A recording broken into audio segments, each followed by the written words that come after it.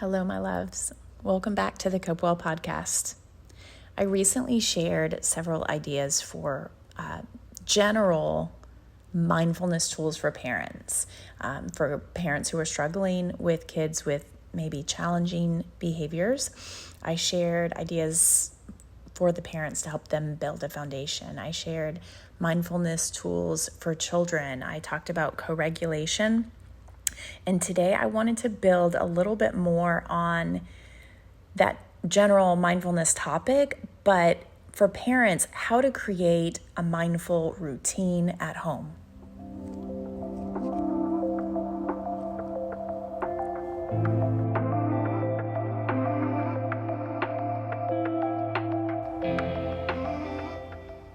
Welcome back, friends. I'm Dr. Ashley DeLucia, your host of the Cope Well podcast.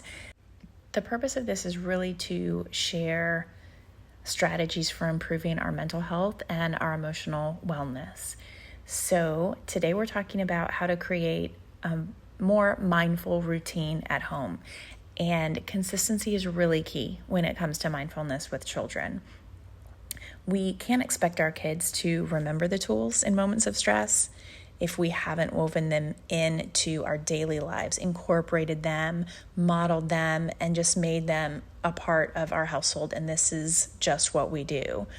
So building these practices into your existing routines makes them more accessible during those challenging moments. And here's the beautiful part.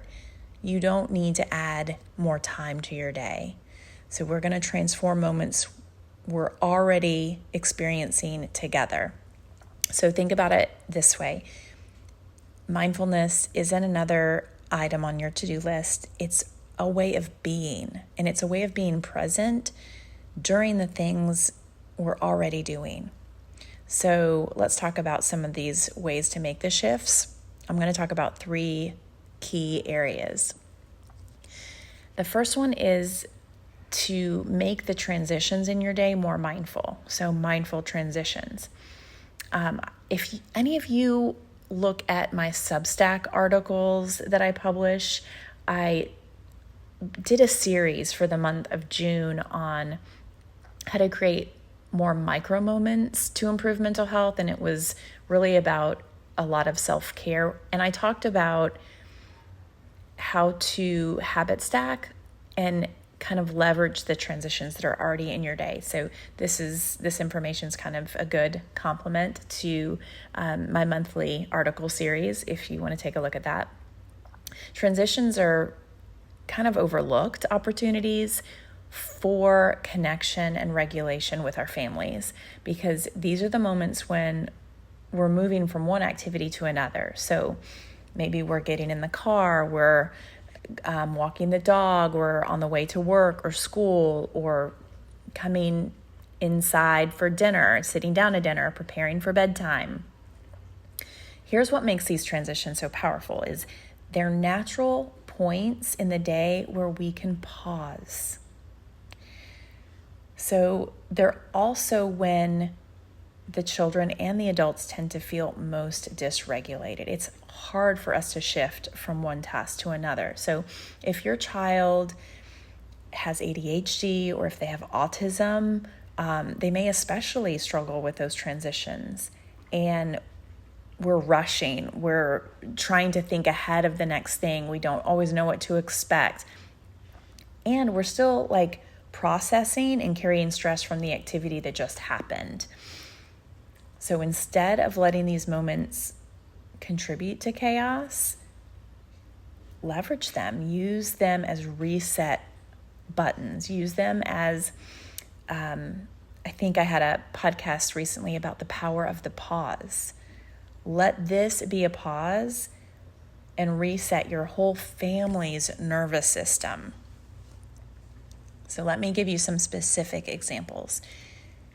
If you're buckling your child into their car seat, instead of immediately turning on music or pulling up your phone for directions or whatever, try to take 3 deep breaths together.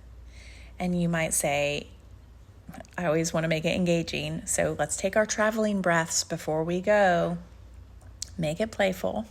Maybe you breathe in the smell of something good. Like my car, I don't think it's very new, but it still has that new car smell. So just see if you can tune in and use the senses. Maybe the leather seat is hot, so maybe you feel that.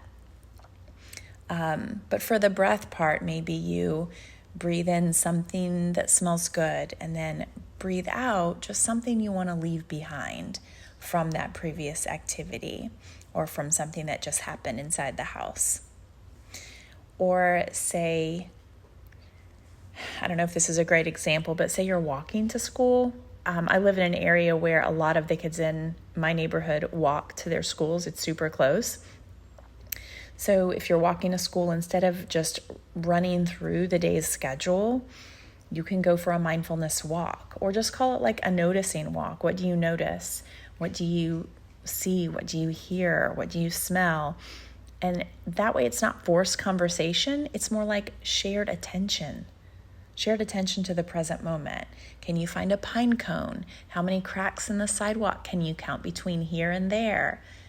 You can make it a challenge, and they've been great moments when I've done something like that with my kids. It's really helped them reset. Bedtime is a big one. So let's talk about bedtime transitions. After teeth are brushed, pajamas are on, it could just be 30 seconds of breathing together. So use this time for you, right?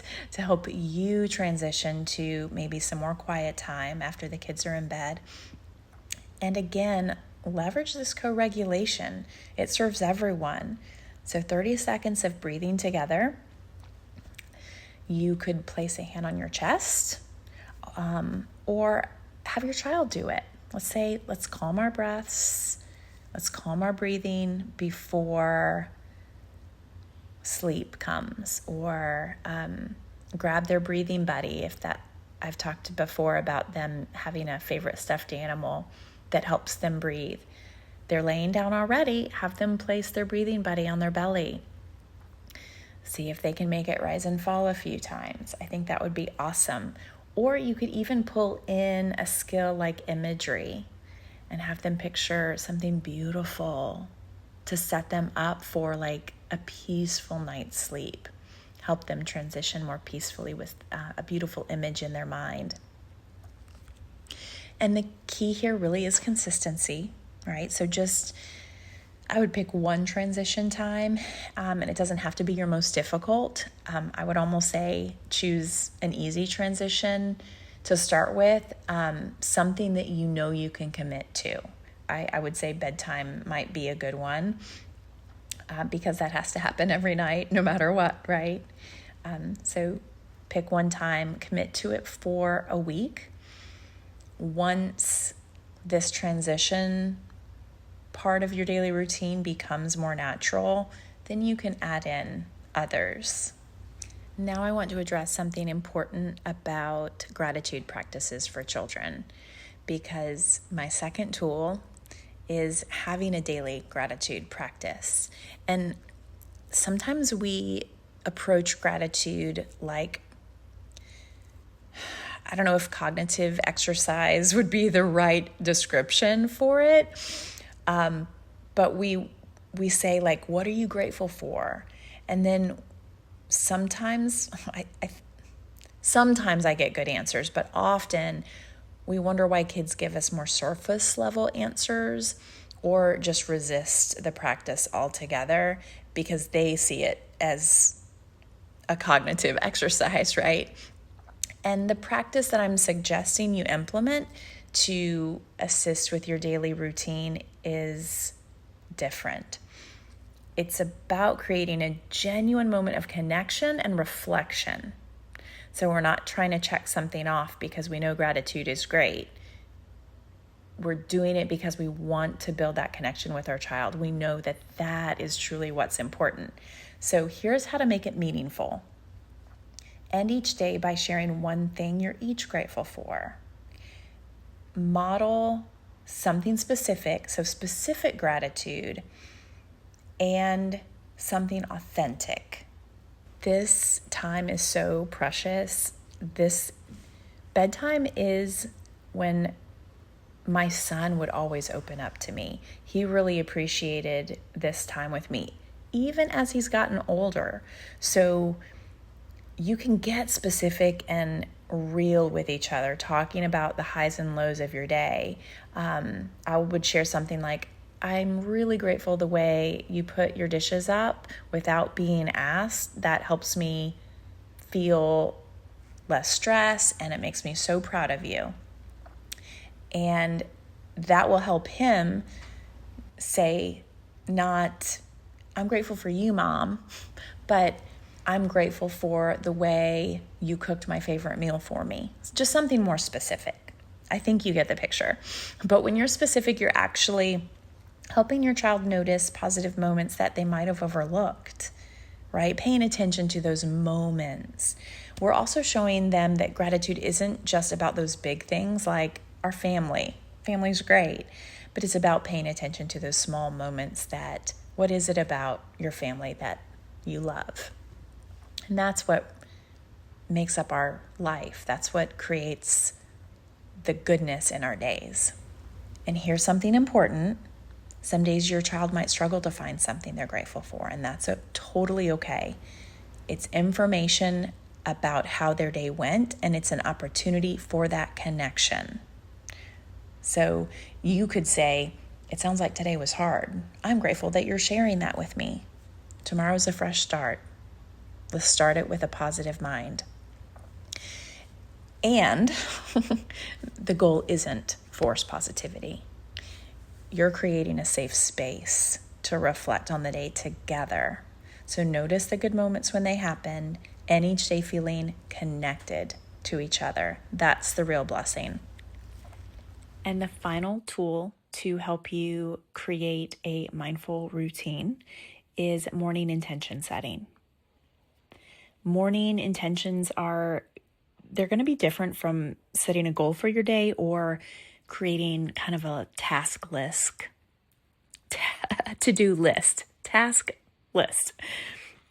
So we're not setting our children up to achieve anything specific when we do this. We're really helping them approach their day with awareness and purpose. And this is going to be so helpful for you as well. We all need purpose in our day. So an intention might be simple, like today we're going to remember to breathe together when things get hard. Or kindness. Today, let's be kind to ourselves and to each other. So notice how these intentions focus on how we want to be, not what we're going to accomplish. There are ways of being.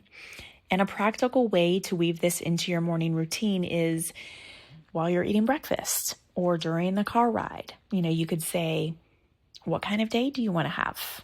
I want to have this kind of day. And just make it choose one simple intention statement. Some examples that work well with children are, today we'll notice when our bodies need a break. Today we'll remember that mistakes help us learn. Today we'll look for a reason to smile. Or today I want to make someone else smile. The beauty of morning intentions is that they give both you and your child permission to pause throughout the day and ask, how are you doing? Are you staying with your intention or being in line with your intention? So this is what matters most to you. So it's really about just staying connected. And if you do it together, you have that accountability partner. Parents, model this. Practice this for yourself and share your intention. Maybe yours is, today I'll remember to breathe before reacting, or today I'll notice when I need to slow down. Children need to see us approaching our days with intention. They learn that mindfulness isn't just something we expect from them. And so they learn this. It's a way of living that is going to benefit everyone. And there's a ripple effect. So here's what I want you to remember about creating mindful routines. Small, consistent practices create changes over time. So you're not just teaching your child these techniques, You're modeling a way of being present, of being mindful in your own life. So it's powerful for your whole family. And when you approach transitions mindfully, you're showing your child that every moment has a potential for connection and calm. So when you practice gratitude together, you're training both your brains to notice the good. When you set intentions together, you're teaching your child that they can have some agency in how they experience their day. And we all need that sense of control. These are not just coping strategies for difficult moments, though they're absolutely going to help with those. These are life skills that will serve you. They'll serve your child in relationships, in learning, in facing challenges, and in finding joy in ordinary moments. Start with just one. I gave you 3. Commit to using one for like a week. Notice how it feels. Get feedback. If you're doing this with your kid, get feedback from them. Notice what they think about it. See if they care. I don't even know. But when you're ready, add on another one. This is all about building a foundation for effective ways of living, of coping, a mindful foundation. And this is going to serve you. And like I said, it's going to have a ripple effect. It's going to affect every other area of your life. It has the potential to impact all of your relationships because you are changing the way you are being in this world more mindfully, a more mindful parent, a more mindful friend, living with intention. This is kind of deep, powerful stuff here if you think about it, and it doesn't have to be. So keep it simple, start small, reach out if you have any questions. And in the meantime, guys, keep coping well.